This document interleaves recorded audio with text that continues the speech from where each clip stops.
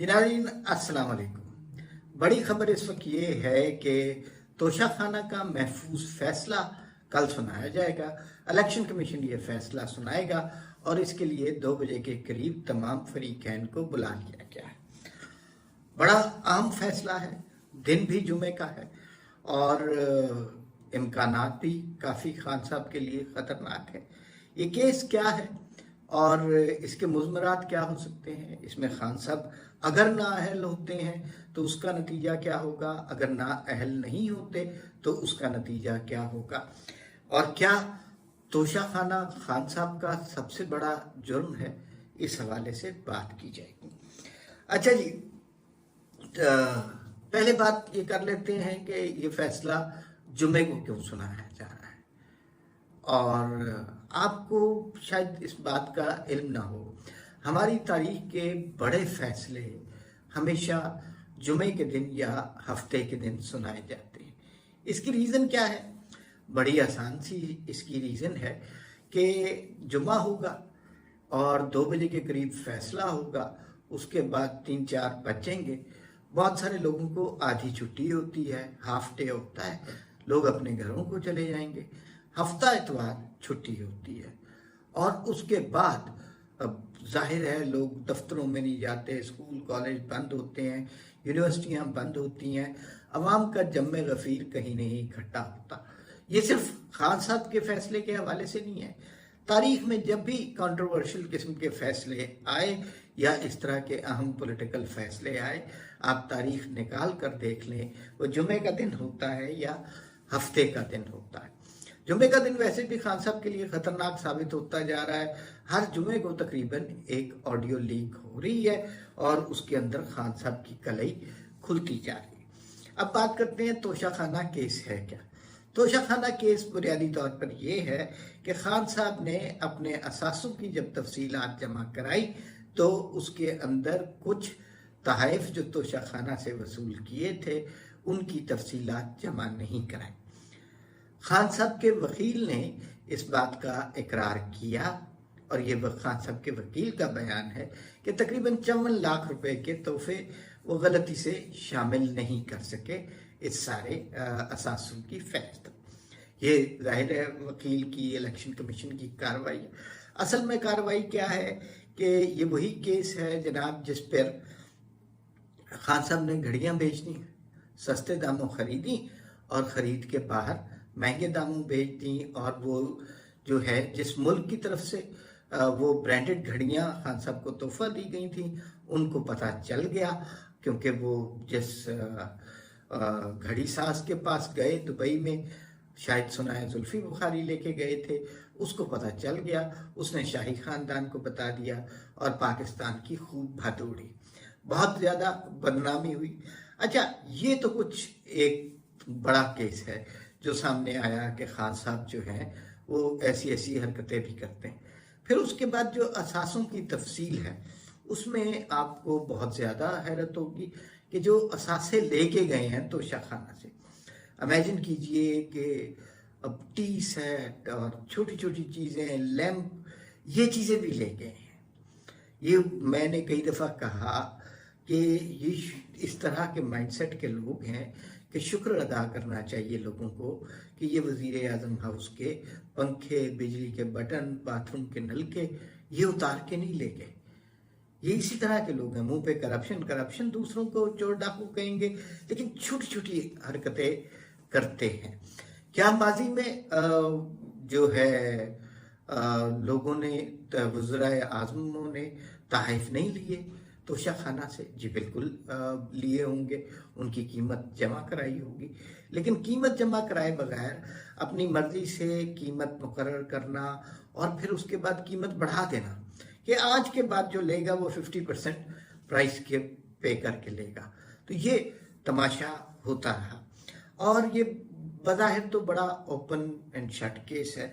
इसके बाद खान साहब वैसे भी नहीं लेकिन किसी भी तरह से सादिक और अमीन तो रहे नहीं, तो 62-63 की तलवार हमारे सियासतदानों पे लटक ही रही होती है, तो खान साहब के नाअहल होने के बहुत ज़्यादा इम्कानात हैं, क्योंकि इसमें ना रिटर्न वर्क बहुत है, पेपर वर्क बहुत है। खान साहब के असासे तोहफा तोशा खाना से जो तहफ़ मिले, उनकी तफसील, उनकी कीमतें, हर चीज़ लिखी पड़ी हुई है।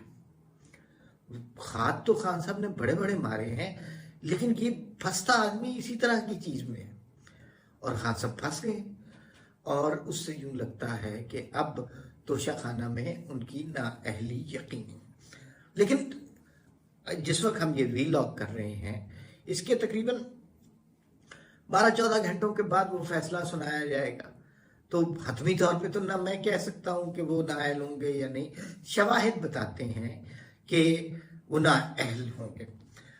देखिए, अगर नवाज शरीफ को आप इस बिना पर नाअहल कर सकते हैं कि उसने अपने बेटे से तनख्वाह नहीं ली और वो 2-2.5 लाख रुपया बनता था, उसकी बिना पर अगर नवाज शरीफ को नाअहल किया जा सकता है, तो उसके मुकाबले में तो ये जराइम बहुत बड़े बड़े हैं। उसके मुकाबले में तो अभी तक ये फैसला महफूज ही नहीं होना चाहिए। और खान साहब को जो है बहुत पहले नाअहल होना चाहिए। 62-63 पर वो पूरे नहीं उतरते। अब इसमें पॉलिटिकल कॉनोटेशंस हैं कुछ, वो आपको समझना जरूरी है। पहली बात तो ये है कि सुप्रीम कोर्ट की तरफ से कुछ इस तरह की बात सामने आई कि भाई वो तो नाअहल कर ही नहीं सकते इलेक्शन कमीशन, हालांकि इलेक्शन कमीशन नाअहल कर सकता है। अच्छा, फर्ज कीजिए कि खान साहब नाअहल नहीं होते, पहले इस पे बात कर लेते हैं। तो फिर सियासी जमातें कहेंगी कि लाडला है, फिर सियासी जमातें कहेंगी कि खान साहब का कोच अभी भी सरगर्म अमल है, और लोग कहेंगे, खान साहब के मतवाले कहेंगे कि देखें जी, 1 रुपया नहीं करप्शन की, और खान साहब डायरी पकड़ के वजीर आजम हाउस से निकल गए। हकीकत हालांकि इससे बिल्कुल बरक्स है, बिल्कुल मुख्तलिफ किस्म की है। ये निचले दर्जे के, छोटे दर्जे के चोर जो किसी के घर गए, चम्मच उठा के जेब में डाल लिया, ये उस तरह के माइंडसेट के लोग हैं। ये तो वो सूरत हाल हो गई अगर खान साहब नाअहल नहीं होंगे। खान साहब नाअहल हो जाते हैं तो खान साहब क्या करेंगे? पहली बात तो ये है कि वो कहेंगे, मैं तो कहता था ये इलेक्शन कमिश्नर जो है ये तो टाउट है शरीफ खानदान का, ये तो जानबूझ के मुझे जो है नाअहल करने के लिए इसको लगाया गया। हालांकि इलेक्शन कमीशन जब फैसला सुनाएगा तमाम तर तफसीलात देगा, लेकिन खान साहब जाहिर है नहीं मानेंगे, और चोरी का इल्ज़ाम उन पे लगेगा, जो आदमी खुद चोरी और करप्शन के बारे में बकौल उनके 22 साल तक जिद्दोजहद करता रहा। अब वो बड़ी लंबी जिद्दोजहद है, और उसके बाद आप खुद चोरी में पकड़े जाएं तो पब्लिक परसेप्शन आपकी क्या बनेगी, ये भी खान साहब को देखना चाहिए। दूसरी बात ये है कि नाअहल होने के बाद खान साहब जाएंगे सीधा हाई कोर्ट, हाई कोर्ट से जाएंगे सीधा सुप्रीम कोर्ट। वहां तासुर ये है कि खान साहब को बचाने वाले लोग मौजूद हैं।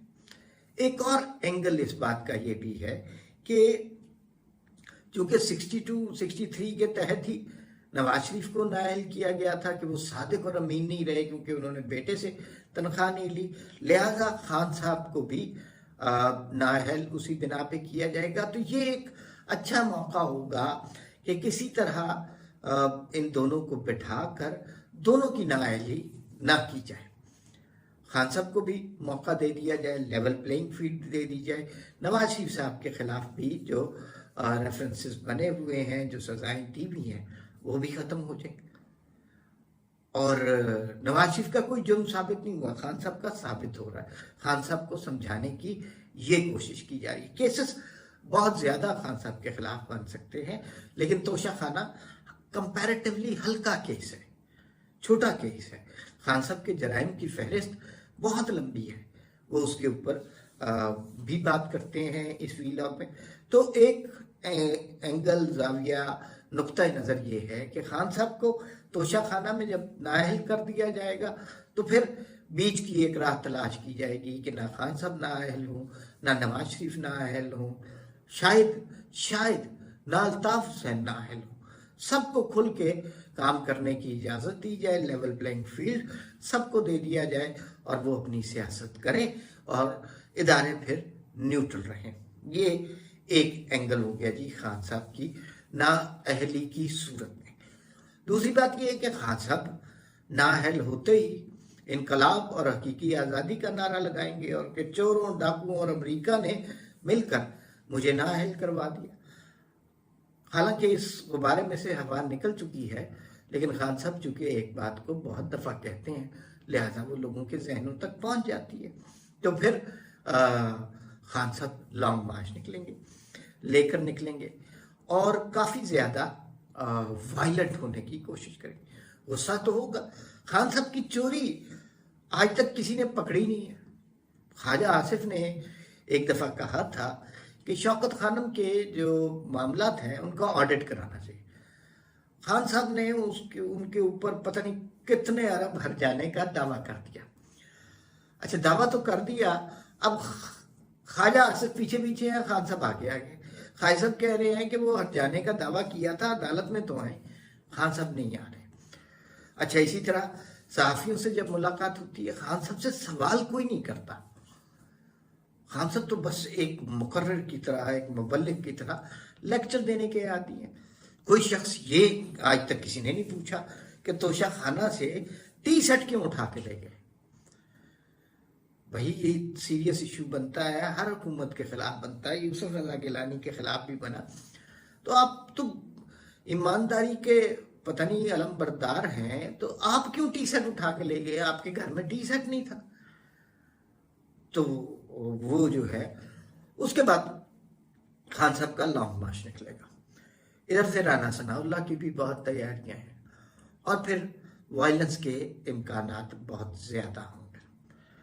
क्या खान साहब का तोशा खाना में से जो चीजें उठाई गई वो सबसे बड़ा जुर्म है? मैं नहीं समझता।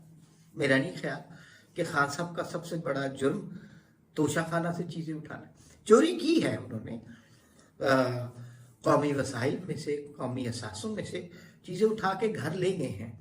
ये लिखी पड़ी चीज है, ये डॉक्यूमेंट से साबित हो सकती है। लेकिन ये क्या केस है कि मतलब वो चंद लाखों की, करोड़ों की चीजें होंगी और वो किसी ने कहा 50 करोड़ की चीजें, चले 50 करोड़ की भी चीजें होंगी। क्या ये सबसे बड़ा जुर्म है खान साहब का? जो कुछ गुज़िश्ता सालों में हुआ उसको मद्देनजर देखें तो ये बहुत छोटा जुर्म है।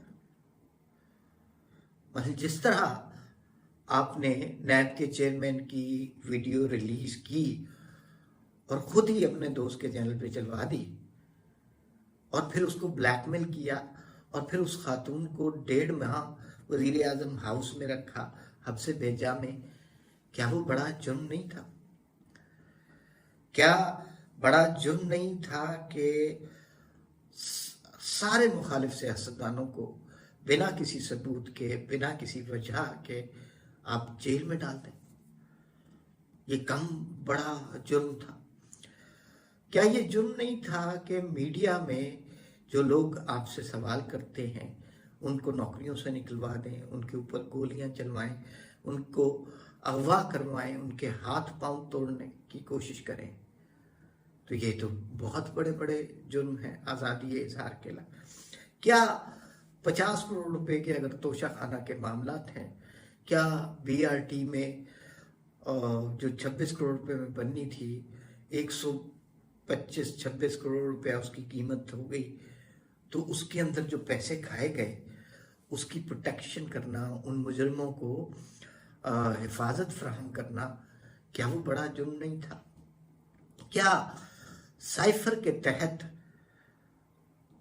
पाकिस्तान की बदनामी करना, पाकिस्तान और अमेरिका के ताल्लुकात खराब करना बड़ा जुर्म नहीं था? वो इससे कहीं ज्यादा बड़ा जुर्म था। और क्या जो आपने शौकत तरीन से कॉल करवाई पंजाब और KP के वजीर खजाना की कि IMF के ताल्लुकात आपके साथ खराब करवाएं और IMF के मुआहदे को तोड़ने की कोशिश करें, मुल्क की मईशत उस वक्त IMF के मुआहदे के बगैर सांस नहीं ले सकती थी, क्या वो सब कुछ करना इससे बड़ा जुर्म नहीं था? और ये सब बातें भूल भी जाएं, मतलब हाँ, अद्वियात का स्कैंडल बहुत बड़ा स्कैंडल था। वो दवाई जो 100 रुपए की मिलती थी 4000 रुपए में मिलना शुरू हो गई। उस वजीर ने जब अपनी दिहाड़ी लगा ली, उसे आपने पार्टी में बड़े अहम ओहदे पे लगा दिया। क्या ये बड़ा जुर्म नहीं था? बहुत बड़ा जुर्म था। और वो तो अरबों रुपए की दिहाड़ी लगाई गई थी और वो बहुत ही कभी किस्म का जुर्म था। लेकिन इन सब जराइम से बड़ा एक जुर्म था जो नाकाबिले माफी है, जो नाकाबिले माफी था, जो नाकाबिले माफी है, जो नाकाबिले माफी रहेगा। वो जुर्म था जो तहरीके अदम एतमाद वाली रात इमरान खान साहब ने किया। इमरान खान ने इस मुल्क के आइन को तस्लीम करने से इनकार किया, इस मुल्क के आइन को अपने पांव तले रौंदा। इस साजिश में सदर Arif Alvi, speaker Asad Qaiser, deputy speaker Qasim Suri Imran Khan के मुआविन थे। ये वो सबसे बड़ा जुर्म था जिसके ऊपर इमरान खान को सजा होनी चाहिए थी। आइन तोड़ना गद्दारी के जुमरे में आता है, आर्टिकल 6 के जुमरे में आता है। खान साहब ने धड़ल्ले से आइन तोड़ा। आज तक उन्हें इस बात पर शर्मसारी नहीं है। वो आज तक यही कह रहे हैं कि ये अमेरिका ने साजिश की थी। हालांकि तहरीके अदम एतमाद पेश होनी थी, पेश होने नहीं दी गई। आरिफ अलवी साहब ने, खान साहब ने वीडियो बयान दिया और उसके बाद असद कैसर गायब हो गए। कासिम सूरी ने एक लेटर पढ़ा कि हम मुस्तैफे होते हैं और असम्बलियां तोड़ रहे हैं, और सदर मुमलिकत ने उसको इंडोर्स कर दिया। ना उस वक्त असम्बलियां तोड़ी जा सकती थी, ना उस वक्त जो है आप सारे इस्तीफे दे सकते थे। उस वक्त कुछ भी नहीं हो सकता था। लेकिन जानते बूझते इस मुल्क के आइन को तहोते किया गया। तो वो जुर्म सबसे बड़ा जुर्म था और वो नाकाबिले माफी जुर्म होना चाहिए था। मैं कतन ये बात नहीं कह रहा कि खान साहब ने अगर 50 करोड़ रुपए की दिहाड़ी लगाई है सिर्फ एक तोशा खाने में, तो ये बड़ा जुर्म नहीं है। ये भी बहुत बड़ा जुर्म है। जाहिर है कौम ने आपको मुंतखब किया या आप सिलेक्ट होके आए, आपने अपने सिलेक्टर्स को भी धोखा दिया, उन्हें भी सादगी का और करप्शन के खिलाफ जहाद का दर्स देते रहे और तोशा खाना से चीजें उठा कर ले गए।